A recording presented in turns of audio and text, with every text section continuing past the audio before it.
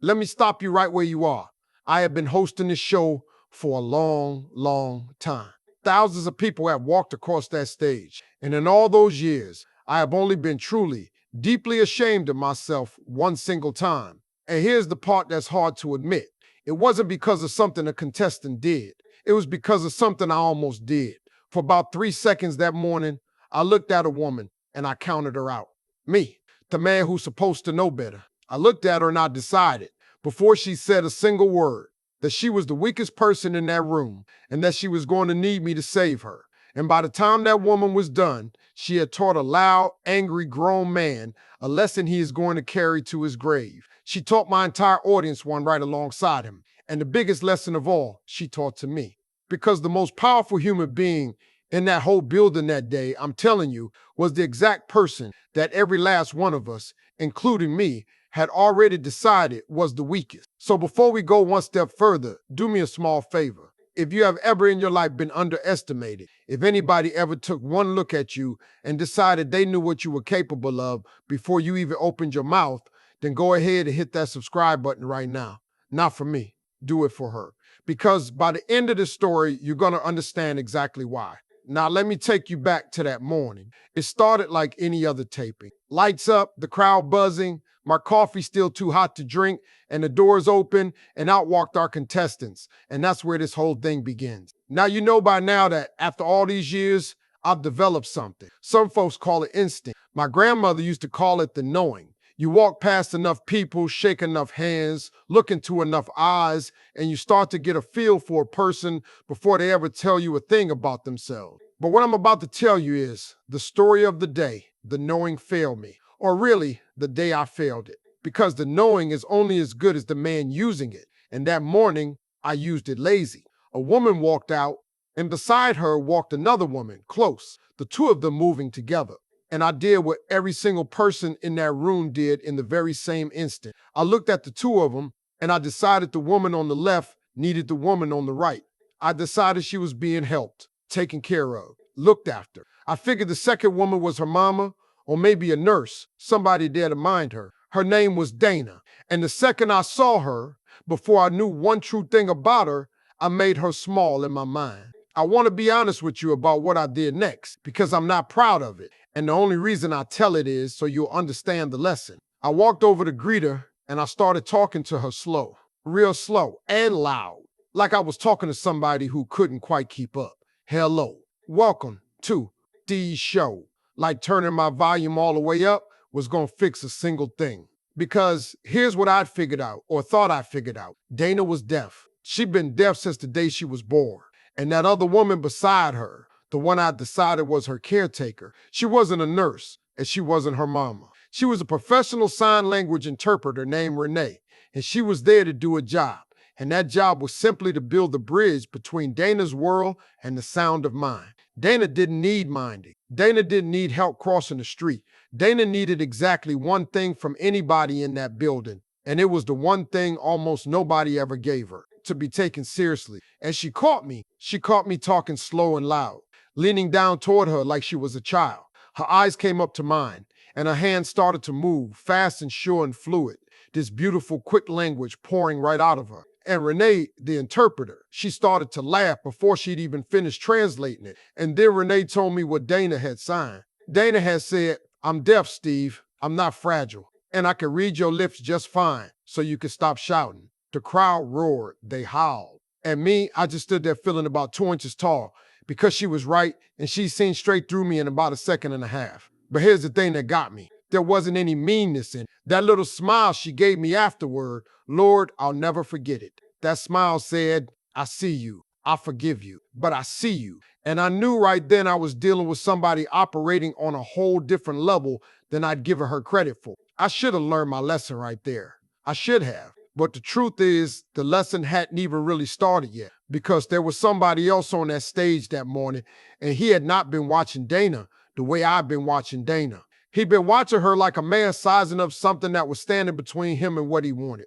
His name was Marcus. And Marcus came out of the gate loud. Big handshake, the kind that squeezes too hard so you know he means it. Big voice, big laugh. And about 30 seconds in, before we'd even started the game, he leaned over toward me and he said, loud enough for half the room to hear, so how's this gonna work with the delay and everything? Because I'm here to win, Steve. I'm not here to make friends. I'm not here to make friends. Now, I've heard that line 1,000 times on that stage. And let me tell you something I've learned about it. The people who feel the need to announce that they're not here to make friends, they are almost always announcing something else about themselves entirely. And the way he said the delay, with this little curl of distaste in his mouth, like Dana being who she was an inconvenience to him personally. The whole crowd heard it. And you could feel the warmth in that room toward Marcus drop about 10 degrees just like that. But I kept it moving. That's my job. So we started the game, and here is where I need you to pay close attention, because this is the thing that fooled the entire room, and it almost fooled me a second time. When you ask Dana a question, there's a pause before her answer, a real noticeable beat of silence. Because the way it works is, I read the question, and Renee signs it over to Dana, and Dana signs her answer back, and then Renee voices it out loud for the rest of it. So there's this gap, this little stretch of quiet between the question and Dana's answer landing in the room. And almost everybody in that building read their pause exactly the same way. They read it as Dana struggling, as Dana being slow, as Dana being behind. The crowd would lean forward during that little silence with this look on their faces, this gentle, pitying look like, oh, bless her heart, she's trying so hard. And Marcus read that pause as weakness, pure and simple. Every time it came, he'd sigh. He'd tap his fingers on the podium. He'd roll his eyes and look out at the crowd like, can you believe I have to wade through this? But I want to tell you what was actually happening in that pause, because it is the exact opposite of what everybody thought. That pause was not Dana struggling. That pause was a translation, nothing more. And the very instant Renee's hands finished signing that question, Dana's answer was already there, already formed, already correct. She wasn't slow. She was the fastest mind in that entire room, and she was doing the whole thing through a second language, in real time, against a man who only had to listen and talk. And she was winning. Ding, right? Ding, right again. The hardest questions I had, the ones designed to stump people, the ones I keep in the back of the deck just to watch folks sweat, she'd have them answer before Renee's hands even came to rest. History, science, geography, didn't matter. It all came back correct, and it all came back fast. And I started watching her instead of the scoreboard, because something was happening on that woman's face that fascinated me. While everybody else was straining and second-guessing and talking themselves out of right answers, Dana had this stillness about her, this quiet certainty. She'd take the question through Renee's hands, and you see this little flash in her eyes, this spark, the answer arriving, and then she'd sign it right back without a flicker of doubt. No hesitation, no second-guessing, just knowing. And slowly, a few of the sharper folks in that audience started to catch on. You could feel it move through the room like a current. That pitying look on their faces, the bless her heart look, it started to change into something else entirely. It started to turn into respect, started to turn into plain amazement. They were beginning to realize that the woman they'd spent the first 10 minutes feeling sorry for was quietly, calmly, and without making a single sound, taking that entire game apart piece by piece and making it look easy while she did it. Marcus caught on too, and he did not like it one bit, because Dana pulled ahead, and then she pulled further ahead, and every point she scored was another crack in that big confident face of his. The sighing got louder, the eye rolling got meaner, and then he started talking out loud to the room. This isn't fair, he said. She's getting extra time. You see that? She gets to sit there and think while somebody spells it all out for her. The whole thing's rigged. It's rigged for her. Now I stopped the game right there. And I tried kindness first, because that's how I try to live. I said, Marcus, take a breath, partner. Nobody's getting extra anything. That young lady is doing this whole game in 2 languages at once. If anything, brother, she's running this race with weights on. So let's everybody just settle down and have some fun. That was his warning. I gave it to him gentle, but I gave it to him clear. And I want you to remember that I gave it to him because what happened next, he chose. Nobody chose it for him. He didn't settle down. He stewed. You could see it building in him, this red, ugly heat. The heat of a man who is absolutely certain he is the smartest person in the room and cannot understand why the scoreboard disagrees. And then I read the next question, a hard one. And before Renee's hands had even finished, before Marcus had hardly heard the whole thing, Dana buzzed in. And she was right. Again. She'd beaten him to an answer he was dead, sure belonged to him. And that was the moment Marcus came apart. He shot up out of his seat. He started shouting, this big booming voice filling the whole studio, and then he did the thing I will not forget as long as I live. He turned toward Dana, and he threw his arm up and swung it through the air toward her, this furious, dismissive, get-out-of-my-way motion, and he knocked Renee's note cards flying off the podium, paper scattering everywhere, and he loomed up over Dana with his hands still raised, screaming down at her, screaming, at a woman who could not hear a single word of it. And that's the part that turned my stomach cold. Because think about it, Dana couldn't hear his voice, so all that rage, all that volume he was so proud of, it meant nothing. His shouting was just air. And so the only way that man had left to make himself big and loud and frightening to her, the only volume he had left was that raised hand. And he used it. And right there, that's where my 10 seconds started. Now, I've told you my whole life I'm a man who steps in.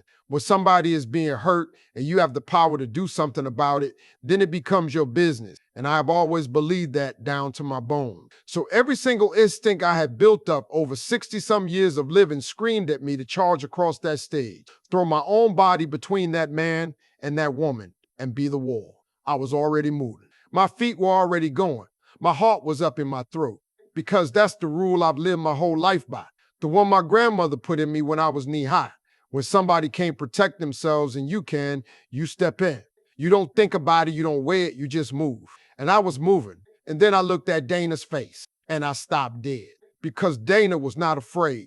I'm telling you, I have seen fear on that stage more times than I can count. And I know exactly what it looks like. And this was not it. Dana was not cowering. She was not shrinking. She was standing there perfectly, completely calm, looking up at that screaming, red-faced man with the most level, unbothered expression you have ever seen in your life. She wasn't waiting to be rescued. She was waiting for him to finish. And in that half a second, looking at her face, something hit me so hard, it stopped me in my tracks. I realized that the single most disrespectful thing I could possibly do in that moment, after the whole morning I'd already spent underestimating this woman, was to go running over there and treat her like she couldn't handle this herself, like she was something delicate that needed a big, strong man to come save it. I'd already made her small once that day. I was not about to do it again. So I did the hardest thing a host can ever do on his own stage, the thing that, to this day, people tell me shocked them more than anything else they saw. I stopped. I put my hand up and I held my security team right where they stood, told them with my eyes, not yet. And I leaned over to Renee and I said 4 quiet words. Tell her, go ahead. And I stepped back and I got out of her way and I handed that woman the floor. Now I want to describe for you exactly what happened next because I have replayed it in my mind 1,000 times and it still gives me chills. Dana didn't rush. That was the first thing. A man was standing over her screaming, papers all over the floor, the whole room holding his breath. And she did not rush one bit. She took a moment. She straightened herself up. She looked Marcus dead in the eye, waited until she was sure she had his attention, and then she raised her hands and she began to sign. Slow, deliberate, each motion clear and sharp and certain. And Renee, God bless her, Renee's voice started carrying it out into the room, line by line, calm and steady, so all of us could hear what Dana was saying. And it landed on that man like quiet hammer blow. She didn't curse him. She didn't scream back. She didn't sink down to where he was. She said, and Renee's voice carried it across that silent room, you have spent this entire game thinking my silence meant I had nothing to say. Pause, her hands moving. You were wrong. I had plenty to say. I just don't waste my words the way you waste yours. The room was so quiet now, you could have heard a feather hit the floor. You can hear everything, she signed. And you have spent an hour proving you don't understand a thing. I can't hear a single sound in this building, and I understood exactly who you were the moment you walked out here. So tell me, which one of us has the disability? And then she did the thing that broke the whole room wide open. She lowered her hands, and she let that question just hang there in the air. And Marcus, this big loud man who had spent the entire morning sure he was the strongest, smartest person on that stage, stood there with his mouth open and absolutely nothing to say. Nothing. Not one word. The man who had so much noise in him a minute ago, the man who couldn't stop talking, was struck completely, totally silent by a woman who never made a sound in her life. and the studio exploded. But not in chaos, not in screaming.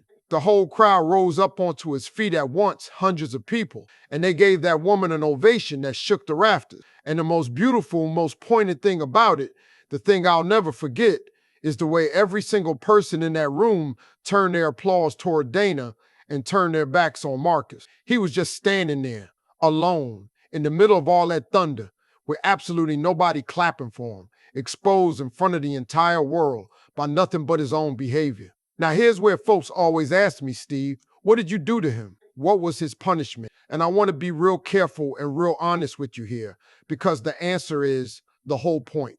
I didn't do anything to him. I didn't have to. And I want you to really understand why.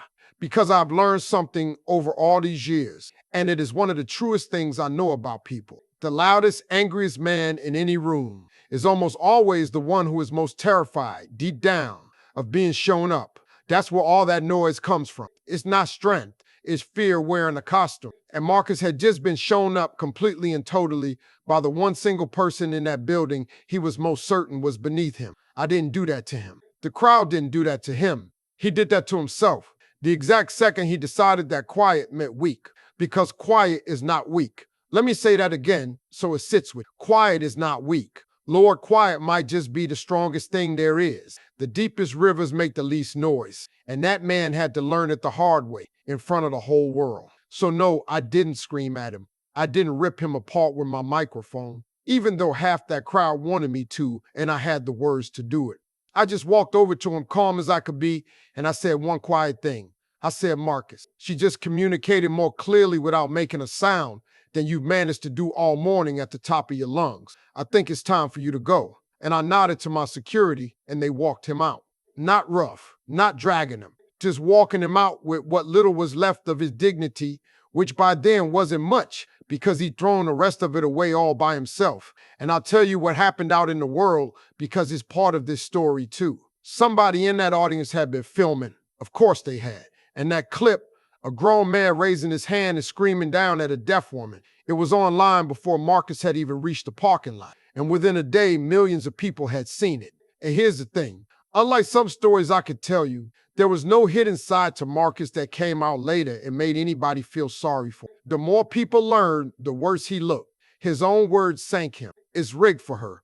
Extra time. I'm not here to make friends. All of it, right there on tape, in his own voice, became the caption that buried him. The internet didn't have to make anything up. He'd handed them everything they needed. But I don't want to spend too long on him because, honestly, he's the least interesting person in this story. Let me tell you about Dana, because there was one more thing I didn't know yet.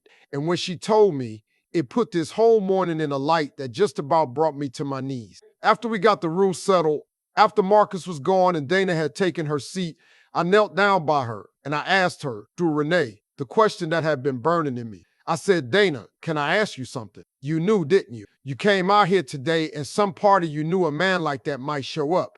And you came anyway. Why?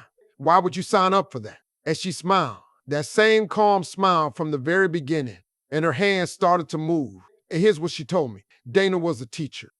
She taught deaf children, a whole classroom of little ones who had been deaf their whole short lives. And she told me that every single one of those babies had already been told over and over by people out in the world that they were less, that they were slow, that they were a burden, that they have to settle for a smaller life because of how they were born.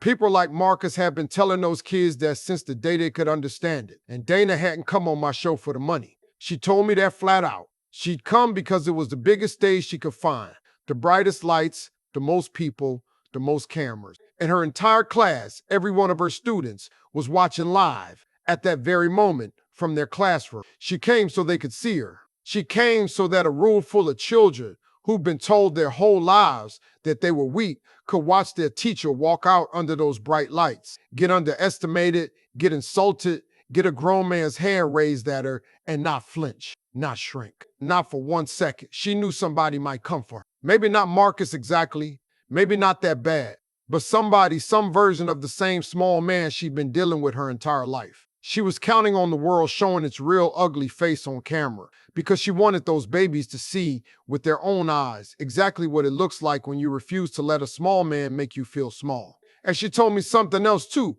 that I haven't been able to shake since. She said that when she was a little girl, there was no teacher like her. There was nobody who walked into her classroom who looked like her, who talked like her, who lived what she lived. She said she grew up thinking strength had to have a voice, that it had to be loud, that it had to be able to shout back.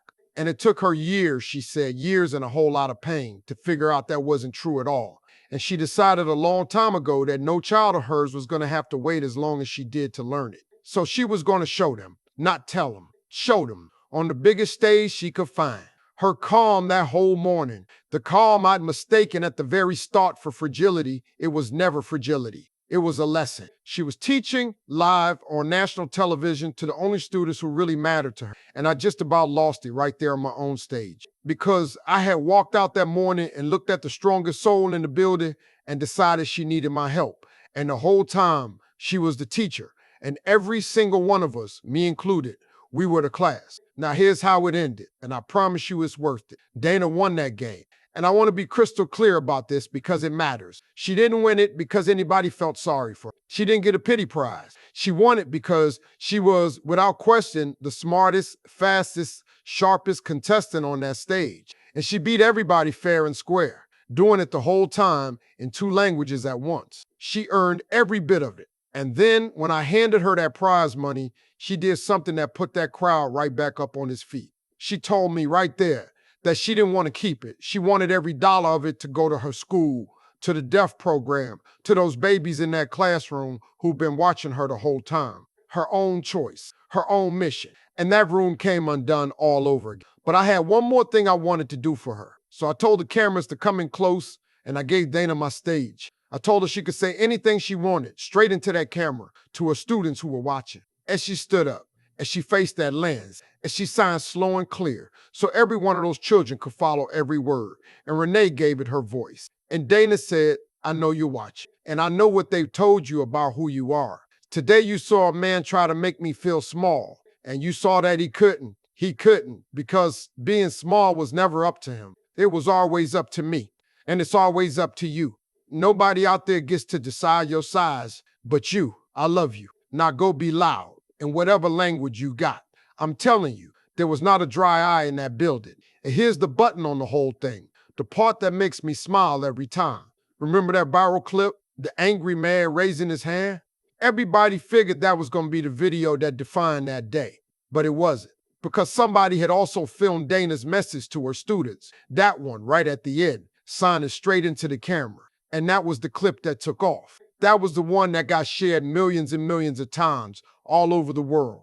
The angry man who walked out onto my stage trying to make himself the story, trying to make Dana small and forgettable, he ended up doing the exact opposite. His cruelty handed her the biggest megaphone of her whole life. He tried to silence her, and instead he made the whole world finally listen. So let me bring you all the way back around to where we started.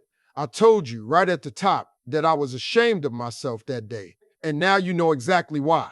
Because for 3 seconds, at the very beginning, I looked at the single strongest person in that whole building, and I saw somebody who needed me to save her. I made her small, the same as Marcus did, just quieter about it. The lesson she taught that angry man, the whole world got to see that one. But the lesson she taught me, I am still carrying it around with me to this very day. And I want to hand it to you now so you can carry it too. Do not ever, ever mistake somebody's quiet for weakness. The person in the room who has the least to prove is, more often than not, the one you most need to be watching. There are strong souls walking all around you every single day, and the world has already counted half of them out over something they can't even help. The way they look, the way they talk, the way they move through this world, the things they can or can't do. And the world is wrong about them. It was wrong about Dana. And for 3 seconds that morning, so was I. So the next time life puts a person in front of you that everybody's already decided to underestimate, do yourself a favor. Don't look away and don't look down. Lean in, pay attention, because there's a real good chance you are standing in front of the strongest soul in the building, and you don't even know it yet. If this story moved you tonight, if it made you want to look at people a little differently, a little slower to judge, and a little quicker to respect, then do 3 things for me before you go. Subscribe to this channel, because we tell the stories that remind us who we really are. Share this with one person you love, because somebody out there needs to hear that their quiet was never weakness. And go down to those comments and tell me, in your own words, quiet is not weak. So Dana and every soul like her knows we finally learned it. Thank you for staying with me all the way to the end. I'll see you in the next one. God bless you, and God bless every quiet, underestimated, unstoppable soul out there who's about to show this world exactly what they're made of.